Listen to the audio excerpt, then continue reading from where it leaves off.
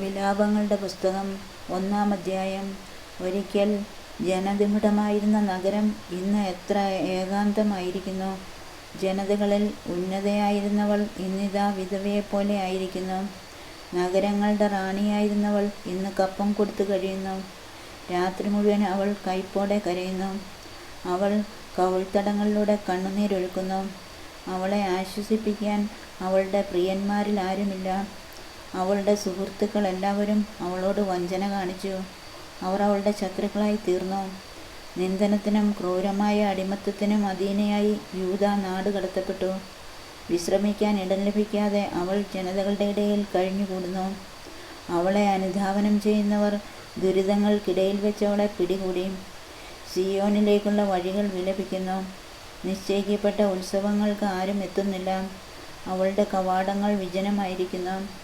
അവളുടെ പുരോഹിതന്മാർ നെടുവീർപ്പിടുന്നു. അവളുടെ തോഴിമാരെ വലിച്ചിഴച്ചു കൊണ്ടുപോയി. അവൾ കഠിനയാതനയ്ക്കിരയായി. ശത്രുക്കൾ അവളുടെ അധിപന്മാരായി. അവളുടെ വൈരികൾ ഐശ്വര്യം പ്രാപിക്കുന്നു. എന്തെന്നാൽ എണ്ണമില്ലാത്ത തെറ്റുകൾ നിമിത്തം അവളെ കർത്താവ് പീഡിപ്പിച്ചു. ശത്രുക്കൾ അവളുടെ മക്കളെ അടിമകളായി പിടിച്ചുകൊണ്ടുപോയി. സിയോൻ പുത്രിയിൽ നിന്ന് അവളുടെ മഹിമ വിട്ടകന്നു. അവളുടെ പ്രഭുക്കന്മാർ മേച്ചിൽ സ്ഥലം കണ്ടെത്താത്ത മാനുകളെപ്പോലെയായി. അനുധാവനം ചെയ്യുന്നവരുടെ മുമ്പിൽ അവർ ദുർബലരായി പലായനം ചെയ്തു.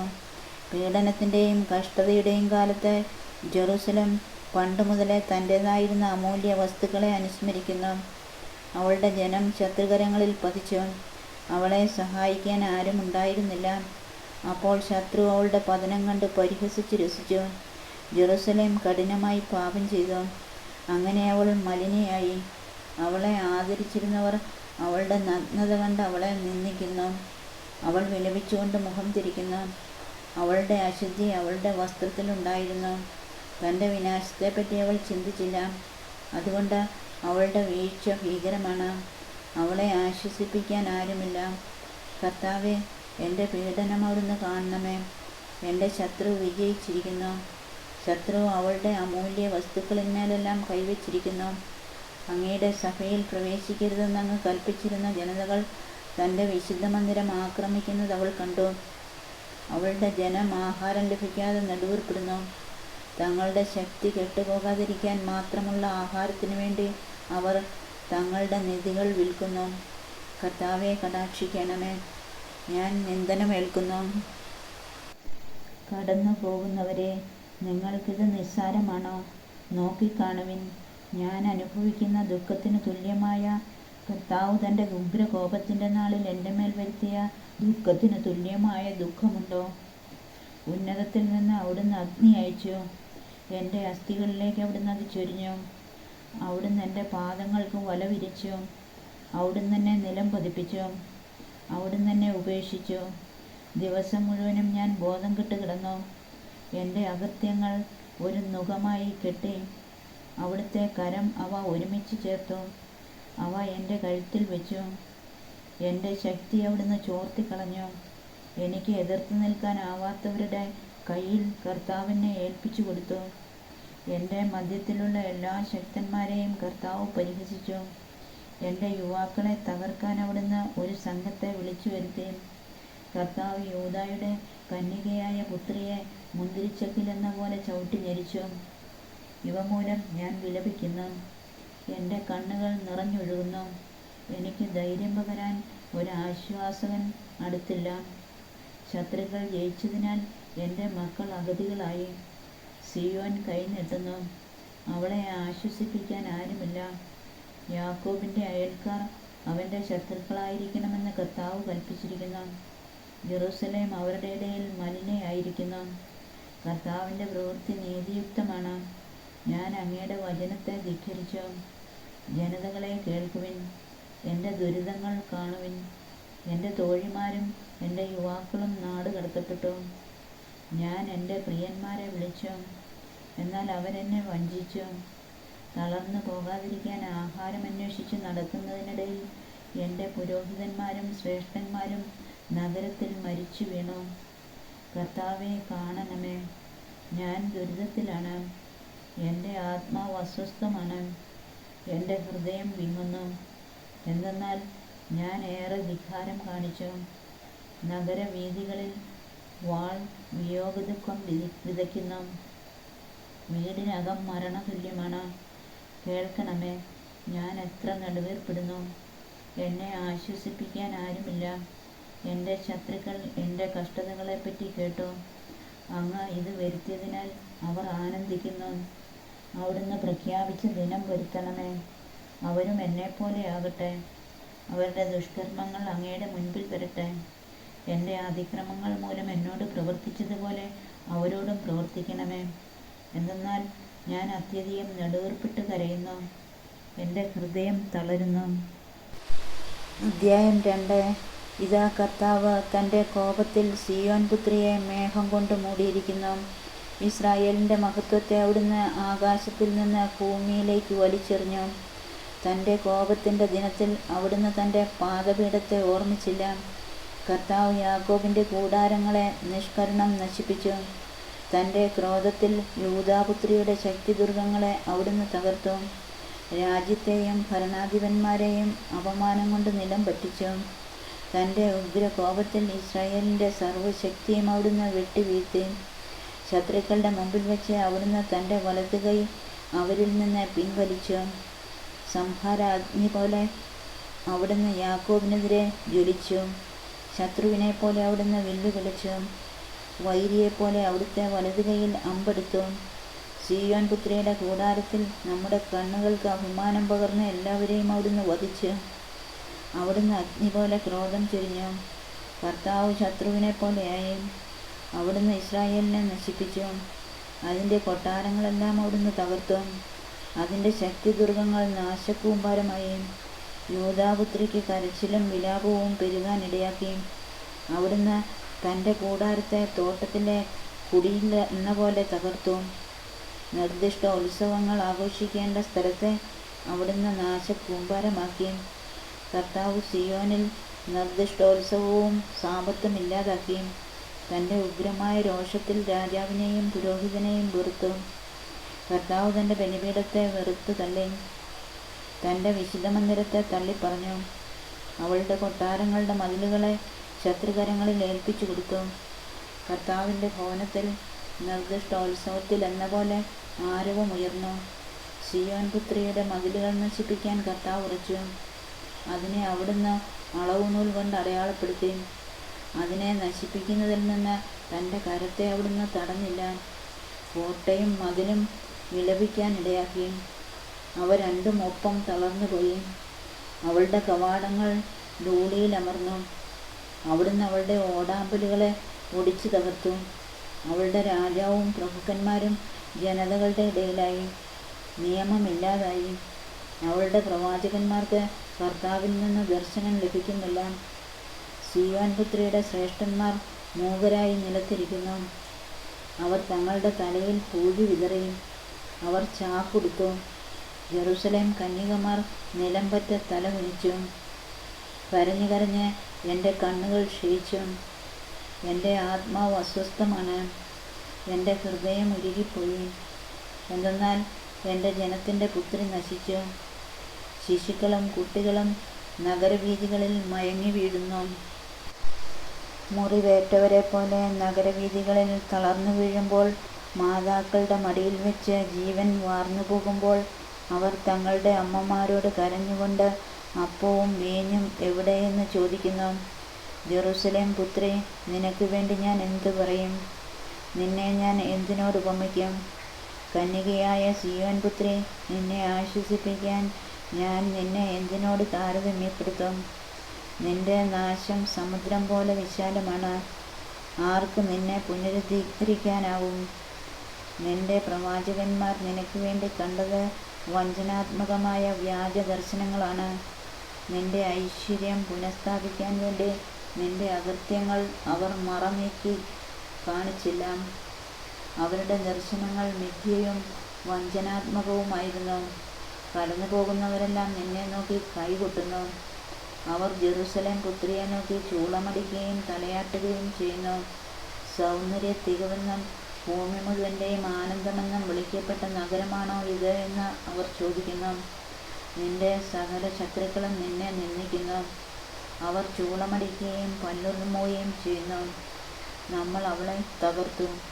ഇതാണ് നമ്മൾ ആശിച്ചിരുന്ന ദിവസം. ഇപ്പോൾ അത് വന്നു ചേർന്നു. നാം അത് കാണുന്നുവെന്ന് അവർ അട്ടഹസിക്കുന്നു. കർത്താവ് തൻ്റെ നിശ്ചയം നിറവേറ്റി. അവിടുന്ന് തൻ്റെ ഭീഷണി നടപ്പിലാക്കി. പണ്ട് നിർണയിച്ചതുപോലെ നിഷ്കരണം അവിടുന്ന് നശിപ്പിച്ചു. ശത്രു നിന്റെ മേൽ സന്തോഷിക്കാൻ അവിടുന്ന് ഇടയാക്കി. നിന്റെ ശത്രുക്കളുടെ ശക്തിയെ ഉയർത്തി. സിയോൻ പുത്രി, കർത്താവിനോട് ഉറക്കെ നിലവിളിക്കുക. രാവും പകലും മഹാപ്രവാഹം പോലെ കണ്ണുനീർ ഒഴുകട്ടെ. നീ വിശ്രമിക്കരുത്, കണ്ണുകൾക്ക് വിശ്രമം നൽകരുത്. രാത്രിയിൽ യാമങ്ങളുടെ ആരംഭത്തിൽ എഴുന്നേറ്റ് ഉറക്കെ നിലവിളിക്കുക. കർത്താവിൻ്റെ സന്നിധിയിൽ ജലധാര പോലെ നിന്റെ ഹൃദയത്തെ ചൊരിയുക. നാൽക്കവലുകളിൽ വിശന്ന് തളർന്നു വീഴുന്ന നിന്റെ മക്കളുടെ ജീവന് വേണ്ടി നീ അവിടുത്തെ സന്നിധിയിലേക്ക് കൈകൾ ഉയർത്തുക. കർത്താവെ, നോക്കിക്കാണണമേ. ആരോടാണ് അവിടുന്ന് ഇപ്രകാരം പ്രവർത്തിച്ചത്? സ്ത്രീകൾ തങ്ങളുടെ മക്കളെ, തങ്ങൾ താലോലിച്ച് വളർത്തുന്ന കുഞ്ഞുങ്ങളെ തിന്നണമോ? കർത്താവിൻ്റെ വിശുദ്ധ മന്ദിരത്തിൽ വെച്ച് പുരോഹിതനും പ്രവാചകനും വധിക്കപ്പെടണമോ? യുവാക്കളും വൃദ്ധരും തെരുവീഥികളിലെ പൊടിമണ്ണിൽ വീണ് കിടക്കുന്നു. എൻ്റെ കന്യകമാരും എൻ്റെ യുവാക്കളും വാളിനിരയായി വീണു. അങ്ങയുടെ കോപത്തിൻ്റെ ദിനത്തിൽ അവിടുന്ന് അവരെ വധിച്ചു, കരുണ കൂടാതെ കൊന്നു. നിർദ്ദിഷ്ടോത്സവത്തിനെന്ന പോലെ അവിടുന്ന് ഭീകരതകളെ എനിക്ക് ചുറ്റും വിളിച്ചു വരുത്തി. കർത്താവിൻ്റെ കോപത്തിൻ്റെ ദിനത്തിൽ ആരും രക്ഷപ്പെടുകയോ അവശേഷിക്കുകയോ ചെയ്തില്ല. ഞാൻ താലോലിച്ച് വളർത്തിയവരെ എൻ്റെ ശത്രു നിഗ്രഹിച്ചു. അധ്യായം 3. അവിടുത്തെ ക്രോധത്തിൻ്റെ ദണ്ഡനം അനുഭവിച്ചറിഞ്ഞവനാണ് ഞാൻ.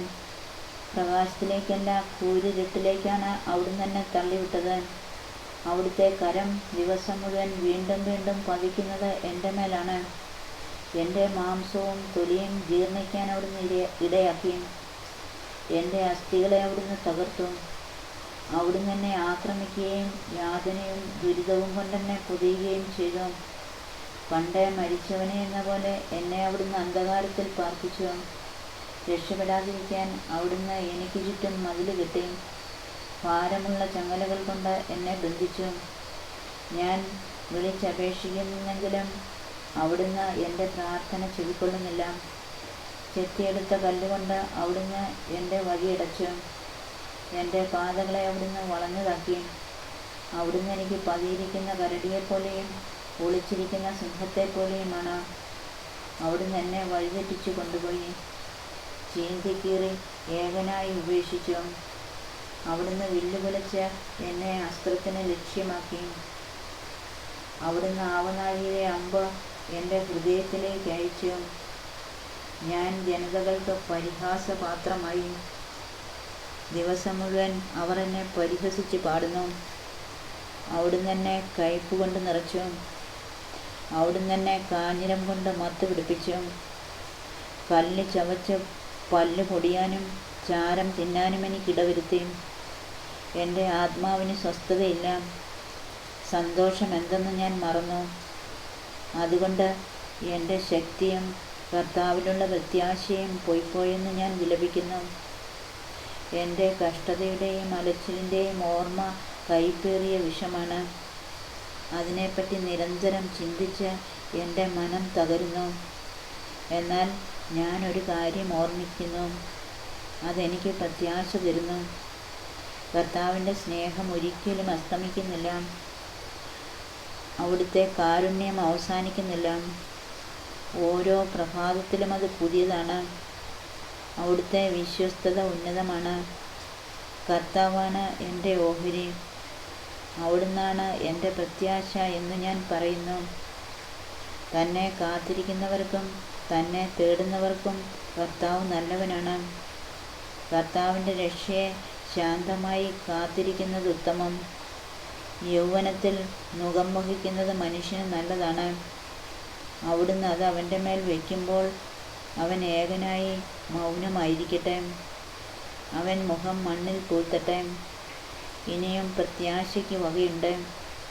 അവൻ്റെ കവിൾത്തടം തന്നെ ഏറ്റുവാങ്ങട്ടെ. നിന്ദനം കൊണ്ട് അവൻ നിറയട്ടെ. എന്തെന്നാൽ കർത്താവ് എന്നേക്കുമായി ഉപേക്ഷിക്കുകയില്ല. അവിടുന്ന് വേദനിപ്പിച്ചാലും തൻ്റെ കാരുണ്യാതിരേകത്തിന് അനുസൃതമായി ദയ കാണിക്കും. അവിടുന്ന് ഒരിക്കലും മനഃപൂർവ്വം മനുഷ്യമക്കളെ പീഡിപ്പിക്കുകയോ ദുഃഖിപ്പിക്കുകയോ ചെയ്യുന്നില്ല. തടവുകാരെ ചവിട്ടിമെതിക്കുന്നതും അത്യുന്നതൻ്റെ സന്നിധിയിൽ മനുഷ്യൻ്റെ അവകാശത്തെ തകിടം മറിക്കുന്നതും മനുഷ്യന് നീതി നിഷേധിക്കുന്നതും കർത്താവ് അംഗീകരിക്കുന്നില്ല. കൽപ്പന കൊണ്ട് മാത്രം കാര്യം നടപ്പിലാക്കാൻ ആർക്ക് കഴിയും? കർത്താവിനല്ലാതെ ആർക്ക്? അത്യുന്നതൻ്റെ അധരത്തിൽ നിന്നല്ലേ നന്മയും തിന്മയും വരുന്നത്. മനുഷ്യൻ വെറും മർത്യൻ. ജീവിക്കുന്നിടത്തോളം കാലം തൻ്റെ പാപത്തിന് കിട്ടിയ ശിക്ഷയെപ്പറ്റി എന്തിനു പരാതിപ്പെടുന്നു? നമുക്ക് നമ്മുടെ വഴികൾ സൂക്ഷ്മമായി പരിശോധിക്കുകയും കർത്താവിങ്കിലേക്ക് തിരിയുകയും ചെയ്യാം. നമുക്ക് നമ്മുടെ ഹൃദയവും കരങ്ങളും സ്വർഗസ്ഥനായ ദൈവത്തിങ്കിലേക്ക് ഉയർത്താം. ഞങ്ങൾ പാപം ചെയ്തു, ധിക്കാരം കാണിച്ചു. അവിടുന്ന് മാപ്പ് നൽകിയില്ല. അവിടുന്ന് കോപം കൊണ്ട് ഞങ്ങളെ പിന്തുടർന്നു. ഞങ്ങളെ നിഷ്കരുണം വധിച്ചു. ഒരു പ്രാർത്ഥനയും കടന്നു ചെല്ലാനാവാത്ത വിധം അവിടുന്ന് മേഘം കൊണ്ട് ആവൃതനായി. ജനതകളുടെ ഇടയിൽ ഞങ്ങളെ അവിടുന്ന് ചപ്പും ചവറുമാക്കി. ഞങ്ങളുടെ ശത്രുക്കൾ ഞങ്ങൾക്കെതിരെ വാ പിളർന്നു. സംഭ്രാന്തിയും കെണിയും ഞങ്ങളുടെ മേൽ പതിച്ചു. വിനാശവും ശൂന്യതയും ഞങ്ങളെ ഗ്രസിച്ചു. എൻ്റെ ജനതയുടെ പുത്രിക്കുണ്ടായ നാശം നിമിത്തം എൻ്റെ കണ്ണുകളിൽ നിന്ന് നീർച്ചാലുകൾ ഒഴുകുന്നു. എൻ്റെ കണ്ണുനീർ അവിരാമം പ്രവഹിക്കും. കർത്താവ് സ്വർഗത്തിൽ നിന്ന് നോക്കിക്കാണുന്നതുവരെ അത് നിലയ്ക്കുകയില്ല. എൻ്റെ നഗരത്തിലെ കന്യകമാരുടെ വിധി എൻ്റെ കണ്ണുകളെ ദുഃഖപൂർണമാക്കുന്നു. അകാരണമായി എൻ്റെ ശത്രുവായവർ എന്നെ പക്ഷിയെന്ന പോലെ വേട്ടയാടി. അവർ എന്നെ ജീവനോടെ കുഴിയിൽ തള്ളി. അവർ എൻ്റെ മേൽ കല്ലുരുട്ടി വെച്ചു. വെള്ളം എന്നെ മൂടി. ഞാൻ നശിച്ചുവെന്ന് ഞാൻ പറഞ്ഞു. കുഴിയുടെ അടിയിൽ നിന്ന് കർത്താവെ, ഞാൻ അങ്ങയുടെ നാമം വിളിച്ചപേക്ഷിച്ചു. സഹായത്തിനായുള്ള എൻ്റെ നിലവിളിക്കെതിരെ അവിടുന്ന് ചെവി അടയ്ക്കരുത് എന്ന എൻ്റെ യാചന അവിടുന്ന് കേട്ടു. ഞാൻ വിളിച്ചപ്പോൾ അവിടുന്ന് അടുത്തു വന്നു. ഭയപ്പെടേണ്ട എന്ന് അവിടുന്ന് പറഞ്ഞു. കർത്താവെ, അവിടുന്ന് എനിക്ക് വേണ്ടി ന്യായവാദം നടത്തി. അവിടുന്ന് എൻ്റെ ജീവനെ രക്ഷിച്ചു. കർത്താവെ, എനിക്കേറ്റ ദ്രോഹം അവിടുന്ന് കണ്ടു. എനിക്ക് വേണ്ടി നീതി നടത്തണമേ. അവരുടെ പ്രതികാരവും അവർ എനിക്ക് വേണ്ടി വെച്ച കെണികളും അവിടുന്ന് കണ്ടു. കർത്താവെ, അവരുടെ നിന്ദനങ്ങളും ദുരാലോചനകളും അവിടുന്ന് കേട്ടു. എന്നെ ആക്രമിക്കുന്നവരുടെ വാക്കുകളും വിചാരങ്ങളും ദിവസം മുഴുവൻ എനിക്കെതിരായിട്ടാണ്. അവരുടെ ഇരിപ്പും നിൽപ്പും അവിടുന്ന് കാണണമേ. ഞാനാണ് അവരുടെ പരിഹാസഗാനങ്ങളുടെ വിഷയം. കർത്താവെ, അവരുടെ പ്രവൃത്തികൾക്ക് തക്ക പ്രതിഫലം നൽകണമേ. അവരുടെ ഹൃദയത്തെ മരവിപ്പിക്കണമേ. അവിടുത്തെ ശാപം അവരുടെ മേൽ പതിക്കട്ടെ. കർത്താവെ, കോപത്തോടെ അവരെ പിന്തുടർന്ന് അവിടുത്തെ ആകാശത്തിന് കീഴിൽ നിന്ന് അവരെ നശിപ്പിക്കണമേ. അധ്യായം 4. സ്വർണം എങ്ങനെ മങ്ങിപ്പോയി, തങ്കത്തിനെങ്ങനെ മാറ്റം വന്നു. വിശുദ്ധ മന്ദിരത്തിൻ്റെ കല്ലുകൾ വഴിക്കവലയ്ക്കൽ ചിതറിക്കിടക്കുന്നു. സിയോൻ്റെ അമൂല്യരായ മക്കൾ തങ്ങളുടെ തൂക്കത്തിനൊപ്പം തങ്കത്തിൻ്റെ വിലയുള്ളവർ കുശവൻ്റെ കരവേലയായ മൺപാത്രങ്ങൾ പോലെ ഗണിക്കപ്പെട്ടതെങ്ങനെ. കുറുനരികൾ പോലും കുഞ്ഞുങ്ങളെ മുലയൂട്ടുന്നു. എന്നാൽ എൻ്റെ ജനത്തിൻ്റെ പുത്രി മരുഭൂമിയിലെ ഒട്ടകപ്പക്ഷിയെപ്പോലെ ക്രൂരമായി. മുല കുടിക്കുന്ന കുഞ്ഞിൻ്റെ നാവ് ദാഹം കൊണ്ട് വരണ്ട് അണ്ണാക്കിലൊട്ടിയിരിക്കുന്നു. കുട്ടികൾ ഭക്ഷണം ഇരക്കുന്നു, പക്ഷെ ആരും നൽകുന്നില്ല. സ്വാദിഷ്ട ഭോജനം ആസ്വദിച്ചിരുന്നവർ തെരുവുകളിൽ പട്ടിണി കൊണ്ട് നശിക്കുന്നു. പട്ടുവസ്ത്രം ധരിച്ച് വളർന്നവർ ചാര കൂമ്പാരത്തിന്മേൽ കിടക്കുന്നു. എൻ്റെ ജനത്തിൻ്റെ പുത്രിക്ക് ലഭിച്ച ശിക്ഷ ഒരു നിമിഷം കൊണ്ട് ആരും കൈവയ്ക്കാതെ തന്നെ നശിപ്പിക്കപ്പെട്ട സോദോമിൻ്റെതിനേക്കാൾ വലുതാണ്. അവളുടെ പ്രഭുക്കന്മാർ മഞ്ഞിനേക്കാൾ നിർമ്മലരും പാലിനേക്കാൾ വെണ്മയുള്ളവരുമായിരുന്നു. അവരുടെ ശരീരം പവിഴത്തേക്കാൾ തുടുത്തതും അവരുടെ ആകാരഭംഗി ഇന്ദ്രനീലത്തിന് തുല്യവുമായിരുന്നു. ഇപ്പോൾ അവരുടെ മുഖം കരിക്കട്ടയേക്കാൾ കറുത്തിരിക്കുന്നു. തെരുവീഥികളിൽ അവരെ തിരിച്ചറിയാൻ കഴിയുന്നില്ല. അവരുടെ തൊലി എല്ലിനോടൊട്ടിയിരിക്കുന്നു. അത് ഉണങ്ങിയ വിറക് പോലെ ആയിരിക്കുന്നു. വാളേറ്റ് മരിച്ചവർ വിശപ്പുകൊണ്ട് മരിക്കുന്നവരേക്കാൾ ഭാഗ്യവാന്മാരാണ്. അവർ വയലിലെ ഫലങ്ങൾ ലഭിക്കാതെ വിശന്ന് തളർന്ന് നശിച്ചു. കരുണാമയികളായ സ്ത്രീകളുടെ കൈകൾ സ്വന്തം മക്കളെ വേവിച്ചു. എൻ്റെ ജനത്തിൻ്റെ പുത്രിയുടെ വിനാശത്തിൻ്റെ നാളുകളിൽ അവർ അവരുടെ ഭക്ഷണമായി തീർന്നു. കർത്താവ് തൻ്റെ ക്രോധം അഴിച്ചുവിട്ടു. അവിടുന്ന് ജ്വലിക്കുന്ന കോപം വർഷിച്ചു. സിയോനിൽ അവിടുന്ന് ഒരു അഗ്നി ജ്വലിപ്പിച്ചു. അതിൻ്റെ അടിസ്ഥാനങ്ങളെ അത് ദഹിപ്പിച്ചു. ശത്രുവിനോ വൈരിക്കോ ജെറുസലമിൻ്റെ കവാടങ്ങൾ കടക്കാനാവുമെന്ന് ഭൂമിയിലെ രാജാക്കന്മാരോ ഭൂവാസികളോ വിശ്വസിച്ചിരുന്നില്ല. അവരുടെ മധ്യേ നീതിമാന്മാരുടെ രക്തം ചൊരിഞ്ഞ അവളുടെ പ്രവാചകന്മാരുടെ പാപങ്ങളും പുരോഹിതന്മാരുടെ തിന്മകളും നിമിത്തമാണ് ഇത് സംഭവിച്ചത്. അവർ തെരുവീഥികളിലൂടെ അന്ധരായി അലഞ്ഞു നടക്കുന്നു. രക്തപങ്കിലമായ അവരുടെ വസ്ത്രം ആരും സ്പർശിക്കുകയില്ല. അശുദ്ധരെ അകന്നു മാറുവിൻ, അകന്നു പോകുവിൻ, തൊടരുത് എന്നിങ്ങനെ ആളുകൾ അവരോട് വിളിച്ചു പറയുന്നു. അതുകൊണ്ട് അവർ നാട് കടത്തപ്പെട്ട് അലയുന്നവരായി. അവർ നമ്മോടുകൂടെ ഇനി താമസിക്കരുത് എന്ന് ജനതകൾ പറയുന്നു. കർത്താവ് തന്നെ അവരെ ചിതറിച്ചു. അവിടത്തേക്ക് ഇനി അവരെക്കുറിച്ച് കരുതലില്ല. പുരോഹിതന്മാർക്ക് ബഹുമാനവും ശ്രേഷ്ഠന്മാർക്ക് പരിഗണനയും ലഭിച്ചില്ല. സഹായത്തിനു വേണ്ടി വൃഥാ കാത്തിരുന്ന ഞങ്ങളുടെ കണ്ണുകൾ മങ്ങി. രക്ഷിക്കാൻ കഴിയാത്ത ഒരു ജനതയ്ക്ക് വേണ്ടിയാണ് ഞങ്ങൾ നോക്കിയിരുന്നത്. തെരുവീഥികളിലൂടെ ഞങ്ങൾക്ക് നടക്കാനാവാത്ത വിധം ആളുകൾ ഞങ്ങളെ പിന്തുടർന്നു. ഞങ്ങളുടെ അവസാനം അടുത്തു. ഞങ്ങളുടെ ദിവസങ്ങൾ എണ്ണപ്പെട്ടു. ഞങ്ങളുടെ അവസാനം വന്നു കഴിഞ്ഞു. ഞങ്ങളെ അനുധാവനം ചെയ്തിരുന്നവർ ആകാശത്തിലെ കഴുകന്മാരെക്കാൾ വേഗമുള്ളവരായിരുന്നു. അവർ ഞങ്ങളെ പിന്തുടർന്ന് മലകളിലൂടെ ഓടിച്ചു. ഞങ്ങളെ പിടിക്കാൻ അവർ മരുഭൂമിയിൽ പതിയിരുന്നു. ഞങ്ങളുടെ ജീവശ്വാസം കർത്താവിൻ്റെ അഭിഷിക്തൻ അവരുടെ കുഴിയിൽ പതിച്ചു. അവൻ്റെ തണലിൽ ഞങ്ങൾ ജനതകളുടെ ഇടയിൽ വസിക്കുമെന്ന് അവനെപ്പറ്റിയാണ് ഞങ്ങൾ പറഞ്ഞിരുന്നത്. ഊസ് ദേശത്ത് പാർക്കുന്ന ഏദോം പുത്രി, സന്തോഷിച്ച് ആഹ്ലാദിച്ചു കൊള്ളുക. എന്നാൽ നിന്റെ കയ്യിലും ഈ പാനപാത്രം എത്തും. നീ കുടിച്ച് മത്ത് പിടിച്ച് അനാവൃതിയാകും. സിയോൻ പുത്രി, നിന്റെ പാപത്തിൻ്റെ ശിക്ഷ പൂർത്തിയായി. നിന്റെ പ്രവാസം തുടരാൻ ഇനി അവിടുന്ന് അനുവദിക്കുകയില്ല. എന്നാൽ ഏദോം പുത്രി, നിന്റെ അകൃത്യങ്ങൾക്ക് അവിടുന്ന് നിന്നെ ശിക്ഷിക്കും. അവിടുന്ന് നിന്റെ പാപങ്ങൾ വെളിപ്പെടുത്തും. അധ്യായം 5. കർത്താവേ, ഞങ്ങൾക്ക് സംഭവിച്ചതെന്തെന്ന് ഓർക്കണമേ. ഞങ്ങൾക്ക് നേരിട്ട അപമാനം അവിടുന്ന് കാണണമേ. ഞങ്ങളുടെ അവകാശം അന്യർക്ക്, ഞങ്ങളുടെ വീടുകൾ വിദേശികൾക്ക് നൽകപ്പെട്ടു. ഞങ്ങൾ അനാഥരും അഗതികളുമായി. ഞങ്ങളുടെ അമ്മമാർ വിധവകളെപ്പോലെയായി. കുടിനീരും വിറകും ഞങ്ങൾക്ക് വിലയ്ക്ക് വാങ്ങേണ്ടി വരുന്നു. കഴുത്തിൽ നുകവുമായി ഞങ്ങൾക്ക് കഠിനാധ്വാനം ചെയ്യേണ്ടി വരുന്നു. ഞങ്ങൾ ക്ഷീണിച്ചു തളർന്നു. ഞങ്ങൾക്ക് വിശ്രമമില്ല. ആവശ്യത്തിന് ആഹാരം ലഭിക്കാൻ ഞങ്ങൾക്ക് ഈജിപ്തിൻ്റെയും അസീറിയയുടെയും നേരെ കൈനീട്ടേണ്ടി വന്നു. ഞങ്ങളുടെ പിതാക്കന്മാർ പാപം ചെയ്തു, അവർ മരിക്കുകയും ചെയ്തു. ഞങ്ങൾ അവരുടെ അകൃത്യങ്ങൾ വഹിക്കുന്നു. അടിമകൾ ഞങ്ങളെ ഭരിക്കുന്നു. അവരുടെ കയ്യിൽ നിന്ന് ഞങ്ങളെ മോചിപ്പിക്കാൻ ആരുമില്ല. മരുഭൂമിയിലെ വാൾ നിമിത്തം പ്രാണൻ പണയം വെച്ചാണ് ഞങ്ങൾ അപ്പം നേടുന്നത്. ക്ഷാമത്തിൻ്റെ പൊള്ളുന്ന ചൂടുകൊണ്ട് ഞങ്ങളുടെ തൊലി ചൂള പോലെ തപിക്കുന്നു. സിയോനിൽ സ്ത്രീകളും യൂദാ നഗരങ്ങളിൽ കന്യകമാരും അപമാനിതരായി. പ്രഭുക്കന്മാരെ അവർ തൂക്കിക്കൊന്നു. ശ്രേഷ്ഠന്മാരോട് ഒട്ടും ബഹുമാനം കാണിച്ചില്ല. യുവാക്കന്മാർ തിരികല്ലിൽ പൊടിക്കാൻ നിർബന്ധിതരായി.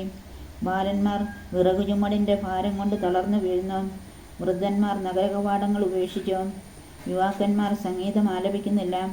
ഞങ്ങളുടെ ഹൃദയത്തിൻ്റെ സന്തോഷം അവസാനിച്ചു. ഞങ്ങളുടെ നൃത്തം വിലാപമായി മാറി. ഞങ്ങളുടെ ശിരസിൽ നിന്ന് കിരീടം വീണുപോയി. ഞങ്ങൾക്ക് ദുരിതം. ഞങ്ങൾ പാപം ചെയ്തു. ഞങ്ങളുടെ ഹൃദയം വിങ്ങുന്നു. ഞങ്ങളുടെ കണ്ണുകൾ മങ്ങി. എന്തെന്നാൽ സിയോൻ മല ശൂന്യമായി കിടക്കുന്നു. അവിടെ കുറുനരികൾ പതുങ്ങി നടക്കുന്നു. എന്നാൽ കർത്താവേ, അങ്ങ് എന്നേക്കും വാഴുന്നു. അങ്ങയുടെ സിംഹാസനം തലമുറകളോളം നിലനിൽക്കുന്നു. എന്തുകൊണ്ടാണ് അവിടുന്ന് ഞങ്ങളെ എന്നേക്കുമായി മറന്നത്? എന്തുകൊണ്ടാണ് ഇത്രയേറെ നാൾ ഞങ്ങളെ പരിത്യജിച്ചത്? കർത്താവേ, ഞങ്ങൾ മടങ്ങി വരേണ്ടതിന് ഞങ്ങളെ അങ്ങയിലേക്ക് തിരിക്കണമേ. ഞങ്ങളുടെ ദിനങ്ങളെ പണ്ടത്തേതുപോലെ ആക്കണമേ. എന്തെന്നാൽ അവിടുന്ന് ഞങ്ങളെ നിശേഷം ഉപേക്ഷിച്ചു. അവിടുന്ന് ഞങ്ങളോട് അത്യധികം കോപിച്ചിരിക്കുന്നു.